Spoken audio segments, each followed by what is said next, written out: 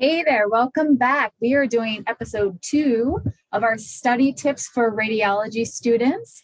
So again, I'm Meg and we got Ben I'm Ben. here. Hi, Ben. Hey.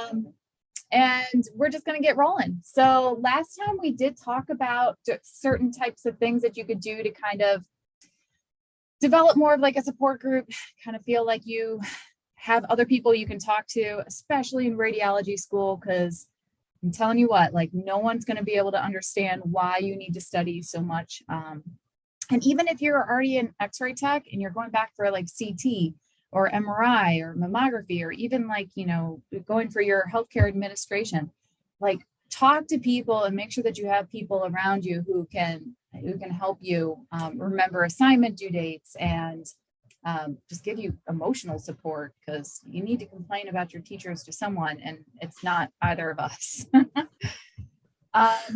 So today we're going to kind of talk a little bit more about some other study tips. We talked about a cheat sheet as a study guide. You should be using it to constantly go over like, oh yeah, I really should know these bolded terms, these vocab words, or these dates. Teachers love doing questions on dates, formulas.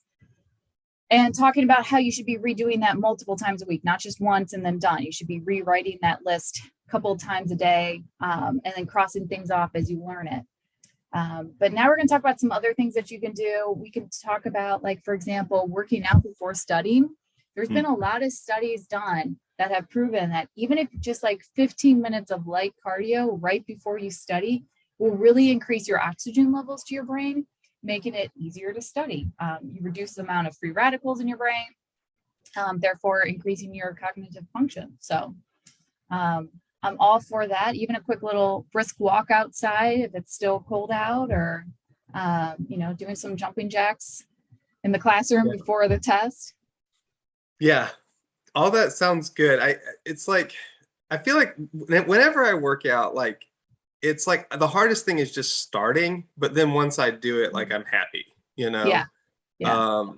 But like studying, it's like also the hardest thing to do is to get started. You know what I mean? Yeah. So I think I might need a Snickers bar. I might need to eat a Snickers bar and then like walk around the building. Back in the day, I'd probably smoke a cigarette and then walk around. Not advising for that, but yeah, reward yourself too. You know what I mean? Because it is that initial start is hard. Yeah, yep. I like that though. I have seen research that supports what you're saying about working out. Yeah, and multiple breaks, right? You shouldn't be studying more than like 30, 40 minutes before taking even just a quick 5-minute break. Get up out of your chair. Oh my gosh, stop sitting. I always tell my students, if I do have an hour-and-a-half lecture, I take a break halfway. And I was like, okay, 5-minute break. I'm sorry, I know you guys want to get out of class early, but we're taking a 5-minute break because I know I'm going to lose you at this point. Just stand up. Just standing up is making a huge difference in terms of your attention and your ability to, Yeah, they say sitting is the new smoking. You know what I mean? Like we're seeing all sorts of stuff about blood clots and all this stuff. So yeah, get up, do a little bit of yoga or whatever, walk around. Yeah, it makes a huge difference. Yeah. Another thing that I would like to mention is a study tip that I know about for cell phones. So I have my can you see it? My cell phone here, right? Yeah. So, and I actually have the really nerdy button pushers as my screensaver. Yeah. So there's this little button on the side of your cell phone right here, right? So if my phone is on, which my computer is freaking out about, but if you press this button, the virtual background is like you're. It's like there. It's like what's she doing to me? Doesn't like it. It's not working. Wait, I'll show you. Nope. By the way, while she's working on this, she got really competitive about her virtual background before we got on here. She was like, "Oh, you're gonna do CT. I'll do radiology." I was like, "Yeah, I'm gonna do CT." But I love my favorite thing about your virtual background is that the X-ray is hung correctly. It's driving me nuts. I know, it's whatever. Anyways, okay, so button on your cell phone. You see it right here? Yes. This turn off button. Turn it off. Turn off your phone to study. Because how many of you guys, like every 5 seconds, you're looking down to see somebody's texting you or snapping you or whatever you kids are doing? Oh, snap. Like you said it. I cannot find that button on my phone. So that's what I just did. And I don't think it exists on my phone. Like maybe you have a different phone from me. So what I do is I have an upstairs and a downstairs in my house. And like I mentioned, I do not like working out. So I leave the phone upstairs and I turn the volume all the way up. And so if I've told people, if you need me, call me. And Meg knows this. Like, if you need me, call me. Don't text me because I don't answer my text messages. I'm very rude about. I know that millennials are like, "Oh, why didn't you text me back in 4 minutes?" It's like, well, you know, sorry. If you need me, call me. And I leave my phone upstairs because I know that I hate my stairs. I don't like going up there. So, but these things are so distracting. I mean, we've got supercomputers in our pockets, and we can like access the entire world. So, like, and one of the things. Oh, this is legit.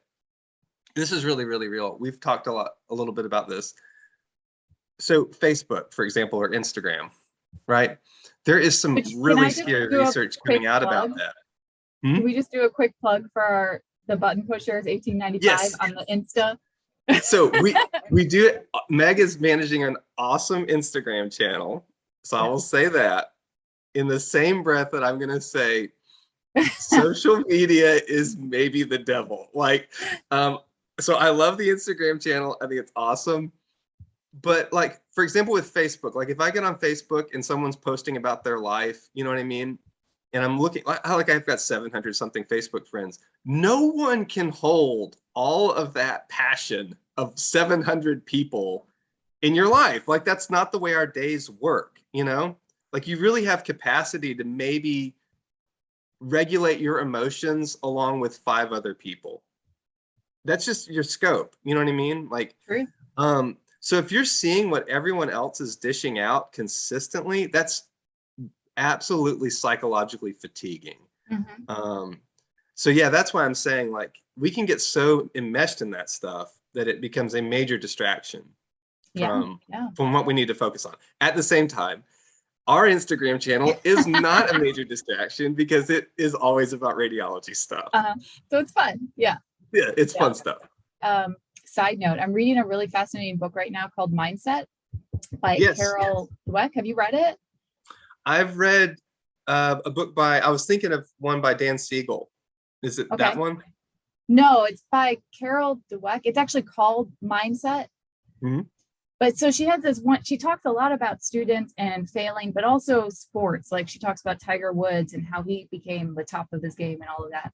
But in terms of students, there was a really interesting study about the importance of telling kids that you are hardworking compared to smart, because as soon as they had the label of smart, now they're doing everything they can to be considered smart again, rather than hardworking. So for example, they gave the kids these puzzles, simple puzzle, and after they told them that they were smart for solving it, and then the other half of the students, they told them that they were very hardworking for solving it.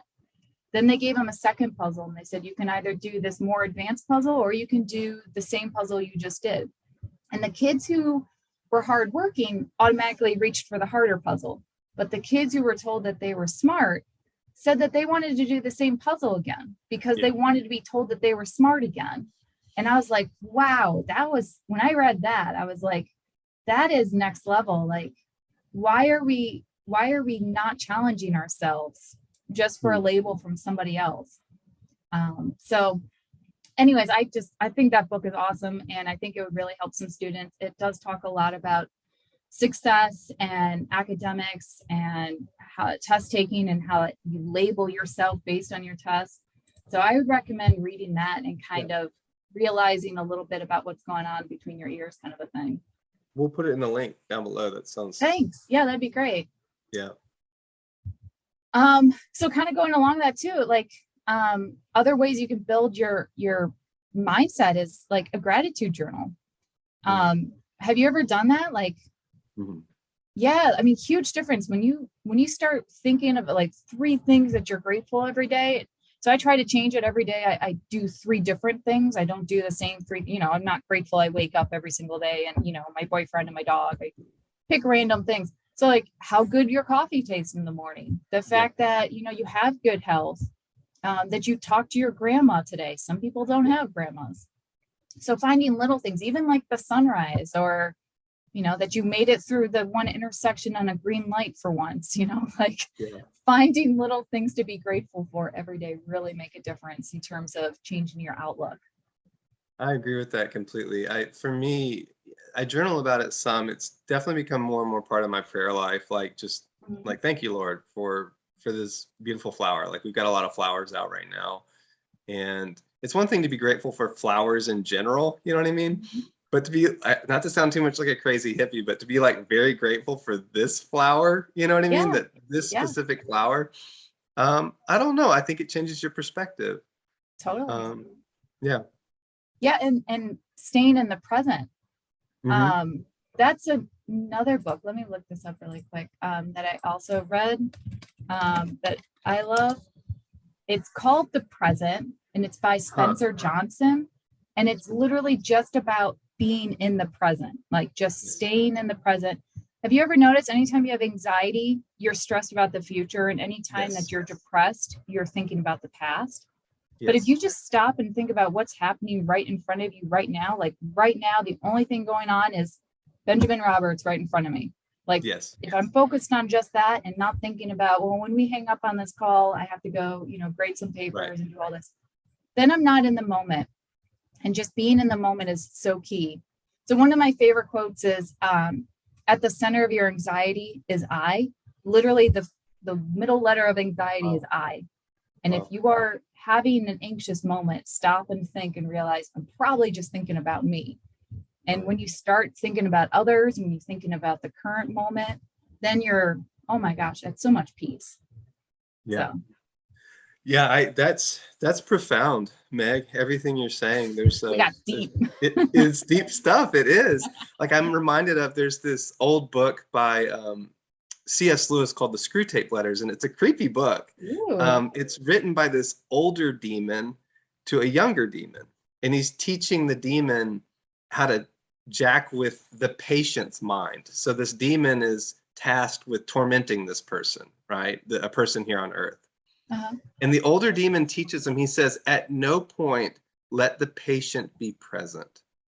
That's good. Because it's just what you're saying. Like, if we are present, then really the only time that we have to do anything with, to make a choice or to be obedient or to, you know, do anything with, is this present moment. So it is a gift. That's why we call it the present, right? But you're on top of a very deep thing there that I think we need to hear over and over and over again. Because like, I'm glad that you said it to me, because it's something I need to be reminded of daily. Daily. Yeah. Every single day. Yeah. So, I mean, those are kind of my main study tips. I know we talked last time about some other things like being in the room you're about to take your test in early. Peppermint's supposed to help. So sucking on a peppermint before your test and then during the test. I'm a big fan of peppermints. Yeah. Well, I have the only thing I would add to this, because I think this is all like awesome stuff, and maybe I'll put a little outline up there just so you can see like what to do. But ways to know that the study is actually paying off, because the brain does funny things when we're studying appropriately. And there's actually little signals that what we're doing is being effective. Because sometimes when we're studying, for me, I have this sense of like, oh my goodness, I'm never going to remember all this stuff. It's crazy. What have I gotten myself into?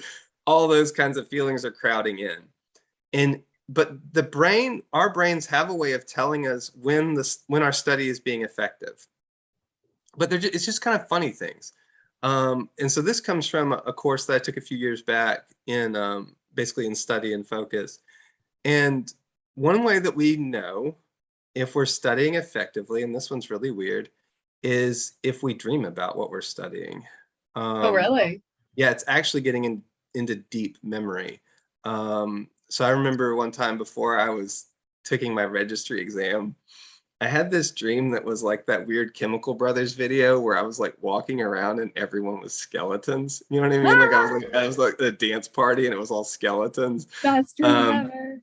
it was the weirdest dream. It was so great. It was like, this is the ultimate. So anyways, when I woke up in the morning, I was just like, what on earth? Like, what's going on, Roberts? Like, why are you dreaming about skeletons? And it's like, oh, later on, I learned I was studying and that my study, the brain was doing the deep work of getting it into like the deep storage, right?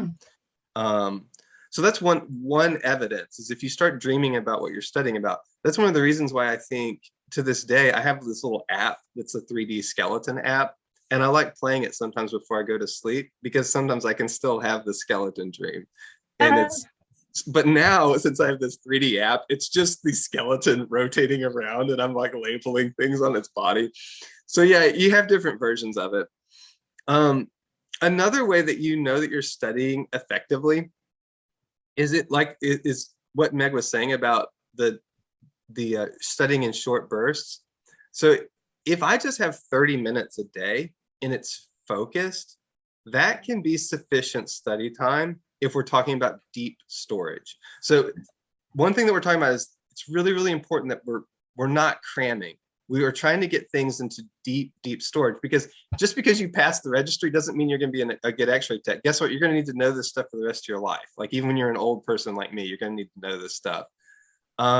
So what you do is you study for 30 minutes today and 30 minutes tomorrow. And I've been studying that for my entire life, right? And now it all starts to kind of make sense because I basically, in each one of those 30-minute sessions, I'm making a little tiny brick and I'm just setting down one brick. And that's the way I'm building the house. I'm building this big wall, right? They call it chunking. The fancy word for it is chunking. And when you're able to identify a chunk of knowledge that's something that can be studied in 30 minutes, then you're getting really close to a goal. So it's actually a success. Like so it's not like, oh, you're so smart. No, it's more like, oh, you're so observant and you're so determined, right? To figure out how this stuff is chunked and how to put it in your brain. And maybe one of the third and final things that I'll say about ways to know that you're studying effectively is even though you may be studying in a group and using a group, which I highly encourage people to do, you are going to learn things that are very specific about yourself. At the end of the day, all this work that we're doing, it's not about being a good X-ray tech. It's not about taking care of patients even. It's frankly about being the best possible you know? And the best possible you is someone who knows how you study, right? They know how you grow. You know, that person knows what you need to motivate yourself.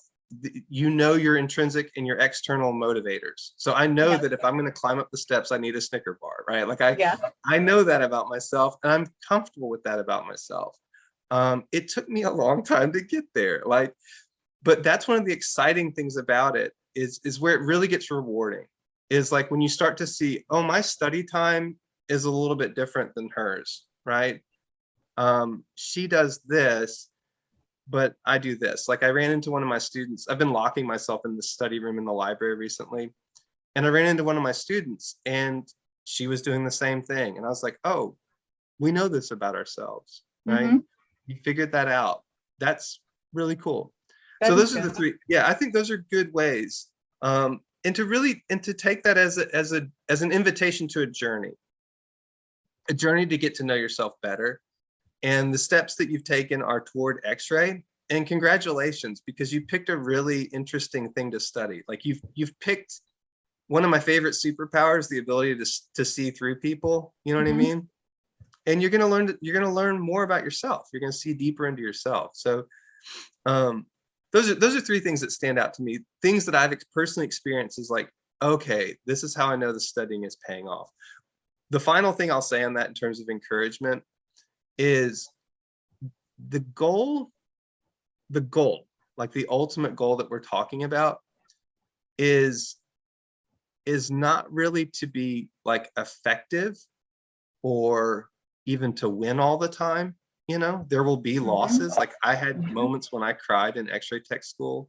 I had Everyone moments of does. extreme stress. You know what I mean? Yeah. Just I remember I had to drop some stuff off at the school. It was my last day at the school. I got a parking ticket on my last day. I still remember that. It was very, very stressful. Um, the goal really is to just be faithful. The goal is just to be faithful to this process. You began this thing, let's see it through to the end, you know? Yeah, there's going to be upsets along the way. You're not going to win every fight, but Yeah. you just stay at it, stay at it, stay at it. Well, not a single successful person has received every single win. Yeah, Every single successful person, Steve Jobs, you know, like, I mean, everyone, they have failed at some point in time. You know, Tiger Woods isn't winning every single match, right. you know, like, so yeah. The Yeah, I book don't that know. really hit me on that was Brene Brown's Daring Greatness. Yes. You Oh, know, I like, love her. Yeah. yeah. That's Well, another good one that it her is a good one. I'm gonna put a link down vulnerability, there. of course, if you haven't heard it, oh my gosh, game changer, about to change your life.